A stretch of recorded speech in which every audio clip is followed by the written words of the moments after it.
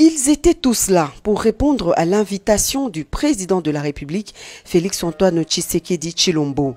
Les chefs des confessions religieuses sont sollicités dans la lutte contre cette pandémie aussi dangereuse et mortelle qui est le coronavirus. Le cardinal Fridolin Ambongo, archevêque de Kinshasa, et tous les chefs des autres confessions religieuses ont promis de s'impliquer activement dans la lutte contre la propagation du Covid-19 par une sensibilisation à travers différents canaux et supports de communication, étant donné que les cultes ordinaires restent suspendus. Nous sommes venus à l'invitation du chef de l'État lui-même parce que, comme vous le savez, il est en train de monter des stratégies contre la maladie, l'épidémie à coronavirus.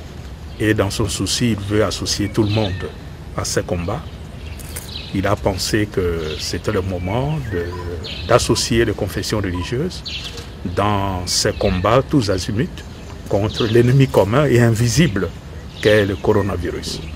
Les cultes sont suspendus, mais les prières continuent. Nous continuons à prier. On n'a pas interdit les prières. En plus de ça, nous continuons à communiquer avec notre peuple à travers le moyen de communication moderne dont nous disposons. Outre la sensibilisation de leurs fidèles respectifs, le rôle de l'Église universelle, c'est aussi ce volet humanitaire que l'Église doit assurer dans le but de sauver ceux qui n'ont pas de quoi survivre pendant cette période de confinement. Notre travail, c'est souvent le volet humanitaire. Nous sommes crédibles et nous voulons mettre notre crédibilité au service de ces combats. Mais aussi, il y a le volet humanitaire. Il y a beaucoup de nos frères et sœurs, nos fils et filles, qui souffrent. Parce que depuis qu'on a pris quelques mesures, il y a des gens qui n'ont peut-être rien à manger. Il y a des gens qui restent à la maison. Ils ne savent pas de quoi le lendemain sera fait.